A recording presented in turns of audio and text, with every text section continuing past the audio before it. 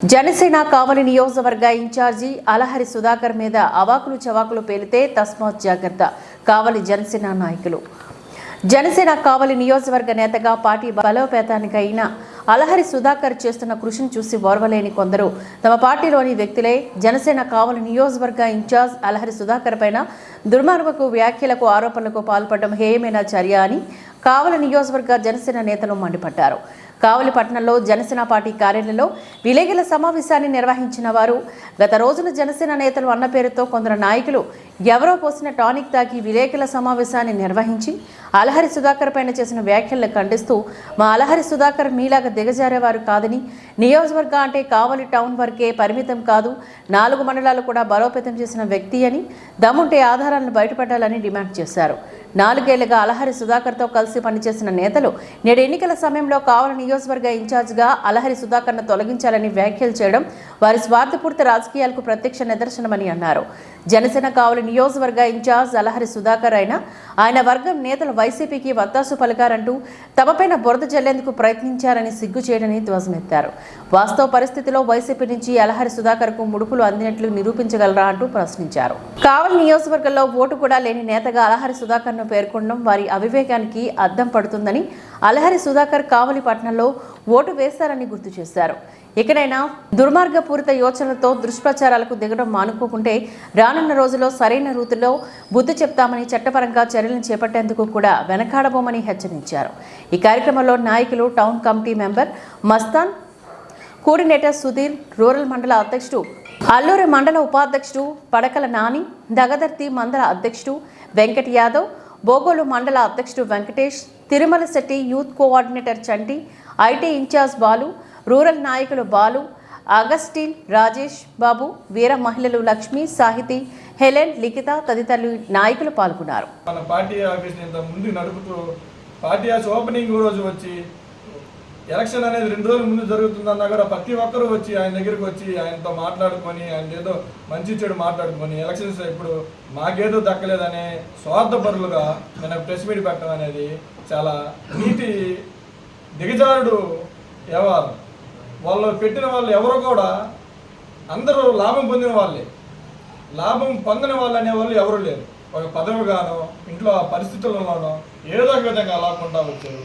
అదేవిధంగా జనసేన పార్టీలో పుట్టుకొకడు గుట్టుకొకడు ఉన్న పరిస్థితుల్లో 2019లో ఓడిపోయిన తర్వాత అందరినీ ఒక తాటికి తీసుకొచ్చి జనసేన పార్టీని ఒక ఐకమత్యంగా అందరినీ కలుపుకొని ఎవరికి పదవులు ఇవ్వాలి, ఎవరికి చెందాలి అని చెప్పి అందరిని ఆలోచించి ఎవరికైతే పదవులు ఇచ్చి ఎవరికైతే మంచి స్థాయిలో పెట్టారో వాళ్ళే ఇప్పుడు ఎన్నుపోటు పరిచి కావ్య కృష్ణారెడ్డి గారికి కలిసి పనిచేయమని మాకు ఎన్డీఏగా మా పవన్ కళ్యాణ్ గారు మాకు దిశానిర్దేశం చేశారు. మేము ప్రతి ఊరిలో మా ఊరికి వచ్చిన రోజు మేము మా రూరల్ మండలంలో ప్రతి ఊరికి ఎవరికి వాళ్ళు స్వచ్ఛందంగా ఎవరు కూడా ఒక అమౌంట్ కోసం కానీ ఇంకో దానికోసం వేచి చూడకుండా ఎవరి స్థాయిలో వాళ్ళు కష్టపడి వాళ్ళు ఓట్లు వేయించడం జరిగింది. అది మేము ఏ విధంగా చేసామనేది శ్రీ కావ్య కృష్ణారెడ్డి గారికి తెలుసు, ఏ విధంగా కష్టపడ్డారనేది తెలుసు.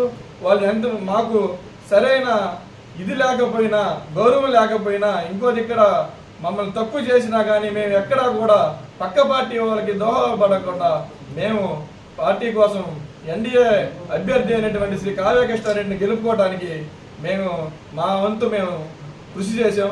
అదేవిధంగా మేము మా శ్రీ అలహరి సుధాకర్ గారు చెప్పిన విధంగా మేము ప్రతి ఇంటికి ప్రతి గడపకి మేము ఆల్రెడీ అంతకుముందు ఆత్మీయ సమావేశాలు అయితే అన్నీ మేము ప్రతి ఇంటికి ప్రతి గడపకి మేము తిరిగాము. అదే కావ్య కృష్ణారెడ్డి గారు కూడా మేము తెలియజేయడం జరిగింది.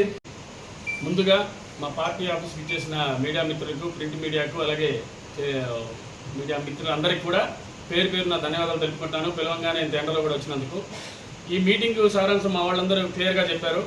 ఇక్కడ కూర్చున్న వాళ్ళందరూ కూడా నియోజకవర్గ స్థాయిలో వాళ్ళ మండలాలకు అధ్యక్షులు కానివ్వండి, ఫ్యాన్స్ తరపున ఉన్న వాళ్ళు కానివ్వండి, పవన్ కళ్యాణ్ ఫ్యాన్స్ తరపున ఉన్న వాళ్ళు కానివ్వండి, అందరూ కూర్చొని ఏకదాటిగా ఒక మాట మీదకి వచ్చి ఇక్కడ కూర్చొని మాట్లాడగలిసింది ఏంటంటే, నిన్న మా తోటి మిత్రులు ఇప్పటి వరకు ఎలక్షన్ ముందు వరకు కూడా మాతో పనిచేసిన మా మిత్రులు, సహోదరులు, మా నాయకులు ఏదో పొరపాటునో లేకపోతే ఎవరో ఏదో ఆశ చూపిస్తానో లేకపోతే వాళ్ళకి ఏదో లబ్ధి పొందలేదనో ఏదో ప్రెస్ మీట్ పెట్టి ఏదో బురద చల్లే ప్రయత్నం చేశారు. అది చల్లిన బురద వాళ్ళనే పడేటట్టుగా వాళ్ళు వ్యవహరించారు నిన్నే.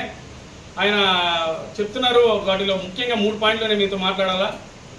అలహరి సుధాకర్ అనే వ్యక్తి వైసీపీ నాయకులతో కుమ్మక్కయ్యి డబ్బులు తీసుకొని పార్టీని భ్రష్టు పట్టించారని అంటున్నారు. అయ్యా, నిన్న మీరు వెళ్ళిన 9 మందిలో ఎవరైనా సరే ఒకరైనా సరే మీ మధ్యస్థన మీ కంటికి కానీ మీ చెవికి కానీ వినిపించిన అలహరి సుధాకర్ అనే వ్యక్తి వైసీపీ దగ్గర డబ్బులు తీసుకున్నాడు అనేది ఏదైనా మాట కనుక ఉంటే, రికార్డు ఉన్న, ఫోటో ఉన్న, బ్యాంక్ ట్రాన్సాక్షన్ ఉన్న, ఇంకేదైతే ఉన్నా ఎవరైనా చూపిస్తే ఇదే ప్రెస్ మీట్ అదే రోజు మేము పెట్టి దాన్ని ఖండించడానికి సిద్ధంగా ఉన్నాం. ప్రూఫ్లు లేకుండా మాట్లాడి మీ మీద మీరే బురద జరుగుతున్న పరిస్థితి తెచ్చుకుంటున్నారు. మిత్రులారా, మా సోదరులు కాబట్టి మిమ్మల్ని మేము దూషించలేకపోతున్నాం. మా పార్టీలోనే ఉన్నారు మీరు ఒక పార్టీలో ఉండి ఒక నాయకుడితో ఇన్ని రోజులు 4-5 సంవత్సరాలు ట్రావెల్ చేసి ఎలక్షన్ 10 రోజుల ముందు మీకు కనిపిస్తే మీరు బయటికి వెళ్ళి, అంటే జరిగిన ముందు 3-4 సంవత్సరాలతో మీకు ఆయనతో బాగానే ఉన్నారు.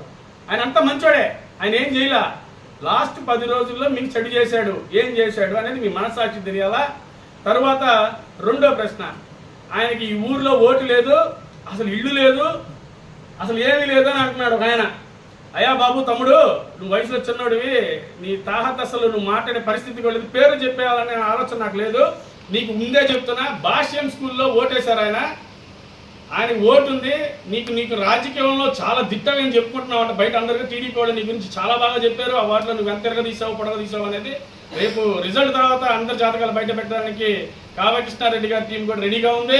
ఎవ్వడేం ఆలోచించవల్ల, ఎవ్వడేం బాధపడవల్ల, ఏ వాటిలో ఎవడిని బెదిరించాడు, ఎవడిందంటే విత్ ఎవిడెన్స్ వాళ్ళ దగ్గర ఉంది. అందరికి సమన్వయం చేస్తారంట, ఇబ్బంది లేదు. ముందుగా నీ వయసు తగ్గట్టు మాట్లాడితే మంచిగా ఉంటుంది.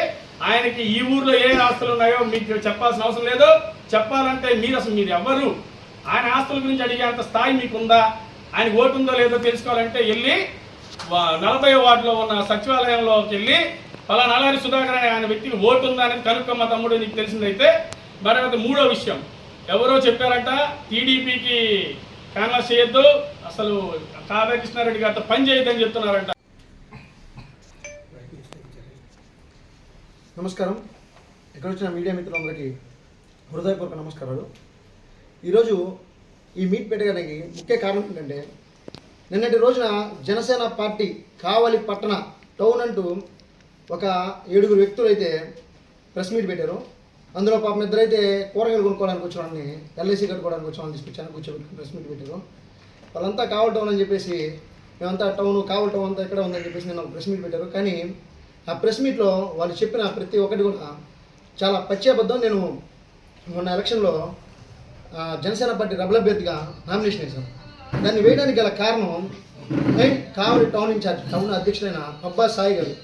ఆయన మొదటి నుంచి కూడా పబ్బా సాయి గారు ఎవరిని కూడా జనసేన పార్టీ నాయకులు కానీ కార్యకర్తలు కానీ కలవకుండా అధ్యక్షుడి పదవి పేరుకు మాత్రమే పదవి తీసుకొని పని చేయకుండా ఉండడాన్ని నేను వ్యతిరేకిస్తూ సుధాకర్ గారితో అనేక సార్లు వాగ్వాదానికి దిగి సుధాకర్ గారిని వ్యతిరేకించి సుధాకర్ గారికి దూరంగా 3 ఏళ్ల పాటు ఉన్నాను. ఆయనకి పదవి ఇచ్చిన రోజు నుంచి నేనైతే సుధాకర్ గారికి దూరంగా ఉన్నాను. ఆయన పదవి నుంచి తీయాలని డిమాండ్ చేశాను చాలాసార్లు.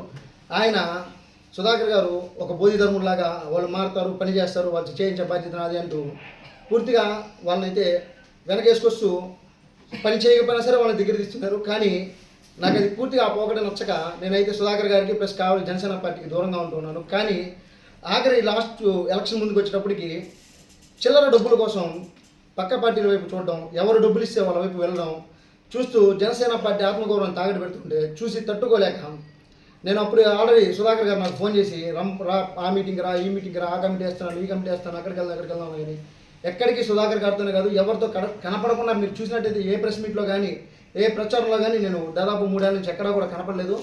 కేవలం దానికి కారణం పబ్బా సాయి గారే. ఆ విధంగా దూరంగా ఉంటూ పార్టీ పైనుంచి అధికారికంగా వచ్చిన ప్రతి ప్రోగ్రాంలో పాల్గొంటూ వచ్చాను. అంతే తప్ప సొంతగా వాళ్ళు చేసిన ప్రచారాలకు కానీ ఎక్కడికి రాలేదు. అలాంటి టైంలో నేను నామినేషన్ వేసిన తర్వాత సుధాకర్ గారు కనీసం ఒక 50 నుంచి 100 సార్లు ఫోన్ చేయడం, పైనుంచి హెడ్ ఆఫీస్ నుంచి ఫోన్ చేయడం చేసి బ్రతిమలాడినా కానీ నేనైతే తీయలేదు. చంటి నీ వల్ల నాకు చెడ్డ పేరు వస్తుంది, నువ్వు ఉండి ఏం చేస్తున్నావు అక్కడ అని పాపం కనీసం ఒక 100 సార్లు అయితే నన్ను ఫోన్ చేసి బ్రతిమలాడారు. నేను ఎక్కడ కూడా మీ పోకడ బాగలేదన్నా, చేసే తప్పుల్ని మీరు తప్పుడు ఎవరిని వెనకేసుకొని వస్తున్నారు, తప్పు చేస్తున్న వాళ్ళని వెనకేసుకోవడం చాలా తప్పని చెప్పేసి నేను ఆయనతో వాగ్వాదానికి దిగాను. కానీ ఆయన పట్టువదలని విక్రమార్కులాగా పదే నాకు ఫోన్ చేపిస్తూ ఆఖరికి మన రాష్ట్ర కార్యదర్శి జనసేన పార్టీ రాష్ట్ర కార్యదర్శి అయినటువంటి బొల్లిశెట్టి సత్య గారి చేత ఫోన్ చేయించి మరి నన్ను విత్డ్రా చేయాల్సిందిగా కోరారు. దానికి పవన్ కళ్యాణ్ గారు గట్టి హామీ ఇచ్చారు. ఆ హామీ తీసుకొని నేను బొలిశెట్టి గారి సత్య గారి మాట మేరకు మాత్రమే నేను ఆ రోజు నామినేషన్ విత్డ్రా చేయడం అయితే జరిగింది. కానీ దాన్ని నిన్న ఒక వ్యక్తి సంస్కారం లేకుండా వాడు వీడు అని మాట్లాడుతూ ఉన్నాడు. మీ ఇళ్ళలో వాళ్ళు మీకు ఎలా సంస్కారం నేర్పారు నాకు తెలియదు, కానీ నేనైతే మిమ్మల్ని వాడు వీడు అని అనలేను, అన్నగారైనా పిలుస్తాను. ఎందుకంటే మా ఇంట్లో నాకు నేర్పిన సంస్కారం అటువంటిది, నేనున్న పార్టీ అటువంటిది. కాబట్టి నిన్న మీరు అన్నారు సుధాకర్ అనే వ్యక్తి నా చేత నామినేషన్ వేయించారని. సుధాకర్ అనే వ్యక్తి ఏదో డబ్బు కోసం నా చేత నామినేషన్ వేయించి విత్డ్రా చేయించారని. మీరు అది నిజమని నిరూపించిన రోజు, ఈ రోజు మీరు నిరూపిస్తే ఈ రోజే నేను రాజకీయ సన్యాసం తీసుకుని జనసేన పార్టీ కాదు, మీరు అక్కడ కూర్చున్న వంటి ప్రతి ఒక్కరి కాళ్ళ మీద పెడతాను. వాళ్ళే కాదు, ఏ పార్టీ వాళ్ళైనా సరే, ఏ రాజకీయ నాయకుడైనా సరే, కనీసం వార్డు కౌన్సిలర్ దగ్గర నుంచి, మా వార్డులో ఉన్న కౌన్సిలర్ దగ్గర నుంచి అయినా సరే, నేను వార్డులో కూడా ఎలక్షన్లో కూడా దగ్గరుండి చేశాను. ప్రతి బూత్కి వెళ్ళాను, ప్రతి నియోజకవర్గంలో ఉన్న ప్రతి బూత్కి వెళ్ళాను. ఎక్కడైనా సరే ₹1 నేను తీసుకున్నట్టు, ₹1 నాయకుడైనా నాకు ఇచ్చినట్టు నువ్వు నిరూపించగలిగితే, నేనైతే ఈరోజే జనసేన పార్టీ కాదు, ఇంకా ఏ పార్టీలో కూడా ఉండకుండా రాజకీయ సన్యాసం తీసుకొని మీరు ప్రెస్ మీట్ పెట్టిన ప్రతి ఒక్కరి కాళ్ళకి నమస్కరించి క్షమించమని కోరుతాను.